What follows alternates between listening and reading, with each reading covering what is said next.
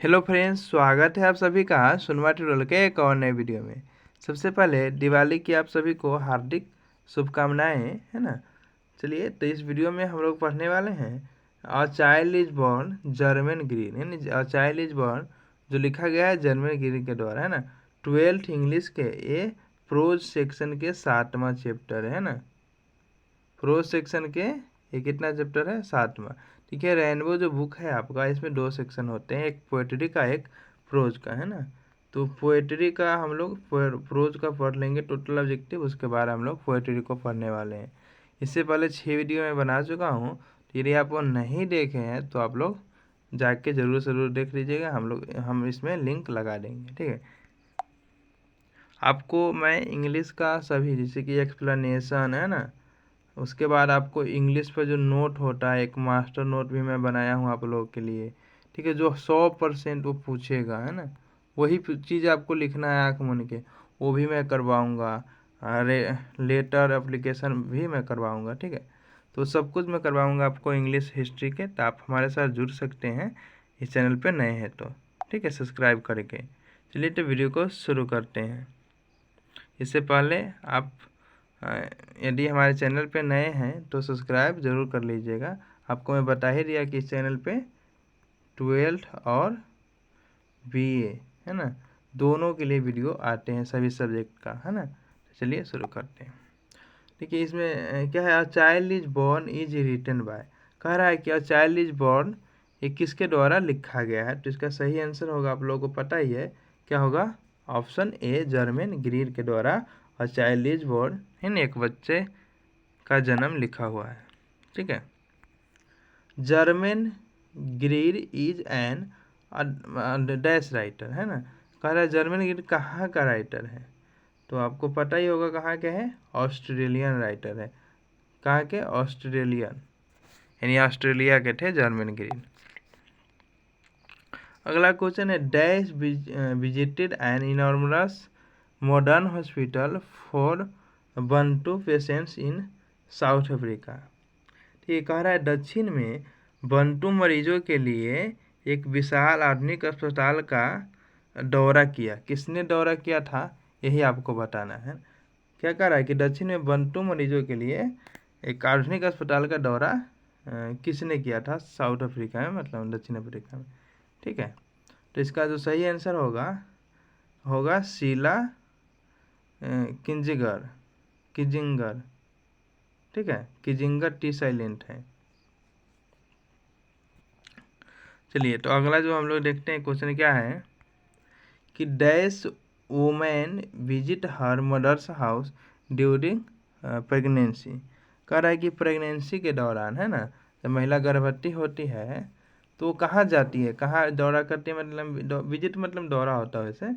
तो कहाँ चली जाती है वुमेन, जो महिलाएं हैं, कहाँ चली जाती है, आप लोगों को सभी को पता होगा। ये आप भारत से बिलोंग करते हैं तो, कि प्रेग्नेंट जो लेडी होती है वो कहाँ, अपने मम्मी के घर चली आती है ना। तो हम लोग की भारत की ही बात है, जिसका सही आंसर होगा an Indian women visit her mother's house during pregnancy, ठीक है।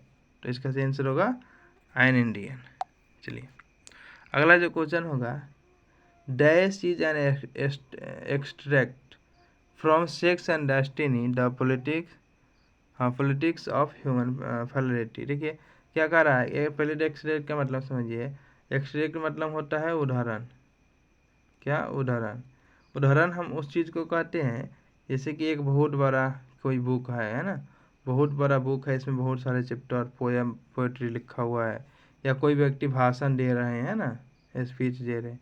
तो इन भाषण से या इन बड़े बुकों में से जब कोई एक टॉपिक निकाल लिया जाता है, उसको अलग से एक चैप्टर बना दिया जाता है, तो उसे हम लोग उदाहरण करते हैं। आप लोग इसको समझे होइएगा। तो यह जो चैप्टर है आपका अ चाइल्ड इज बॉर्न, वो ना, वो सेक्स एंड डेस्टिनी, है ना, आपको याद रखना है।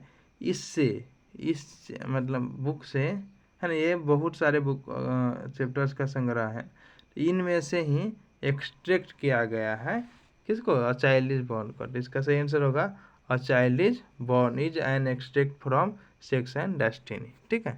चलिए,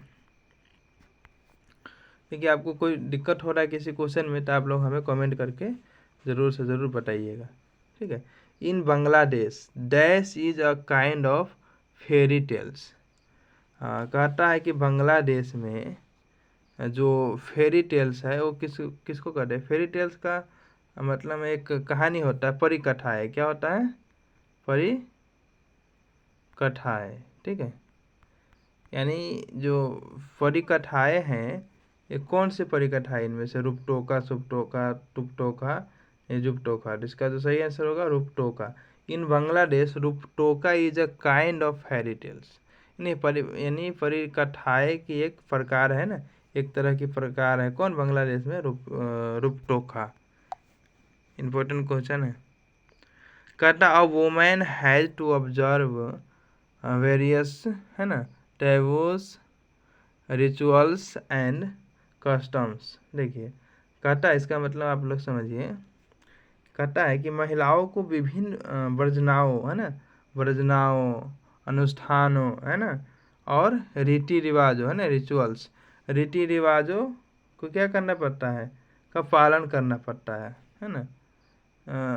पालन करना पड़ता है कहाँ पे? मतलब कैसे लेडी को, किस लेडी को, किस तरह के औरत को, लेडी को, है ना, किस तरह के वुमेन को इन सब समस्याओं को झेलना पड़ता है। तो इसका सही आंसर होगा प्रेग्नेंट लेडी को, है ना, जो गर्भवती महिला होती है, उनको इन सब समस्याओं का सामना करना होता है। कहता है in Bangladesh Rupkatha is a kind of, अभी हमने पीछे पढ़ा है, फेरी टेल्स, एक परी कथाएं हैं, है ना, एक तरह के परी कथाएं हैं। क्लियर? चलिए, अगला जो क्वेश्चन है जो पूछा गया अभी 2020 में, ठीक है। The voices of a few women, है ना, raise in warning cannot be heard. कहता है कि चेतावनी में उठाई गई कुछ महिलाओं की आवाज़ें नहीं सुनाई जा सकती है। किसके द्वारा? है ना। तो इसका जो सही आंसर होगा C, over the humming and throwing of our machine. यानी कहता है कि गुनगुनाहट और धड़कन पर हमारी मशीनों के द्वारा। ठीक है, आप लोग इसको रट ही लीजिएगा, ये क्वेश्चन बहुत बार पूछा गया है, ठीक है, इस बार को ध्यान रखिएगा। अगला जो क्वेश्चन है, इन्फेंट एंड डैश मोरालिटी, है ना, is greater in traditional birth. Traditional birth कहता है कि पारंपरिक जन्म में, है ना, पारंपरिक जन्म में इन्फेंट मतलब बच्चे यानी भ्रूण को, और किसको, जो ग्रेट बहुत ज़्यादा मेहनत करनी पड़ती है, दोनों को दिक्कत होती है ना। किसको? मदर को, है ना, इन्फेंट और मदर को। इन्फेंट यानी बच्चे और माँ दोनों को पारंपरिक सोसाइटी में क्या है कि समस्याओं को सामना करना पड़ता है जब जन्म होता है। तो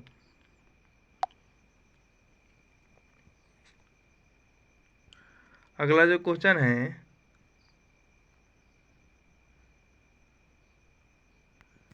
कि रूपटोका इज टोल्ड बाय आंट, यानी आंटी के द्वारा कहा गया रूपटोका। कहता है who visits mother house as a reward of pregnancy.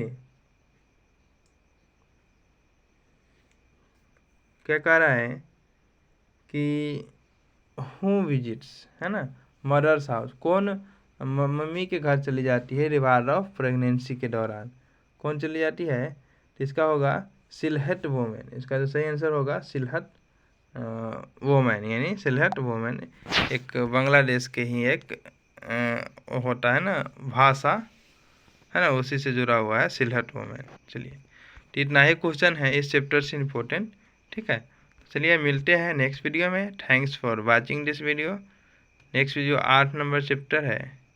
कौन सा चैप्टर है आप लोग कमेंट करके जरूर बताइएगा। मेरे हिसाब से how free is the fresh, ठीक है, उस चैप्टर का भी ऑब्जेक्टिव क्वेश्चन को हम लोग देखने वाले हैं। आप लोग कमेंट करेंगे तो समरी का ही वीडियो मैं बना दूंगा, यदि आप अभी तक कहानी नहीं पढ़े हैं तो, ठीक है।